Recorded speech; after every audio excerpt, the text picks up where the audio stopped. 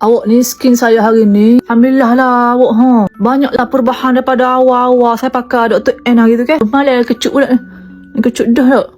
Ni awak saya pakai Dr. N lah ni kan. Jom kita pakai. Mula-mula pakai ni dulu awak cleansing matte ni. Satu pump je dah. Alhamdulillah lah awak weh. Walaupun skin saya berminyak ke, tapi okey lah, selesa pakai cleansing matte dia ni. Kocok-kocok.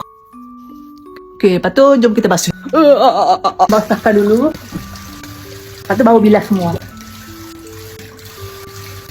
Okay, siap. Sejuk awak. Tisu lah sikit. Tu ambil kapas. Kita akan guna dia punya micellar water awak. Tu dia ada ni. Tak 2/3 kapas macam tu. Tu lipat 2 bagi dia rata. Tu kita nak unclog kita punya pores lagi ke bawah macam ni. Lembut-lembut je. Slow-slow je. Ada lebihan kotoran kan. Makeup ke apa boleh. Kalau ada part yang jerawat bawah ni kan lama sikit. Tak lama dah 5 saat macam tu. Tarik. 5 saat macam tu tarik. Baru pakai dia punya hyaluronic acid essence ni. Dia ada 7 saiz tau hyaluronic acid dalam ni. Bekalkan kita 5,000 kali ganda lembapan pada kulit Pakai 5 titis je satu muka. 2. Kocok-kocok. Nak pakai lagi satu round pun boleh. Okay, next baru saya pakai ni metabiotic ni yang best ni. Dia ada bakteria baik lah.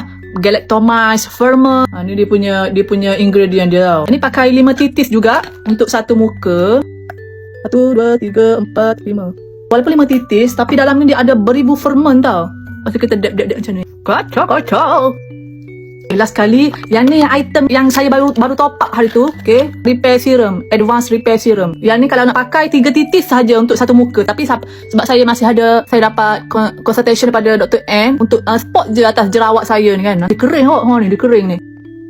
Saya ada ni. So saya akan spot pada jerawat lah. Yang ni dah kecut ni, nampak tak? Ini kecut juga awak. Saya letak gitu lah. Saya letak gitu. Lepas tu yang ni kan dah makin pudar saya punya parut ni kan. Dah makin cerah lah. So far best lah pakai Dr. N punya ni awak. Bangun esok ni dia kecut je. Macam jerawat baru nak tumbuh kan. Ni esok kecut ni.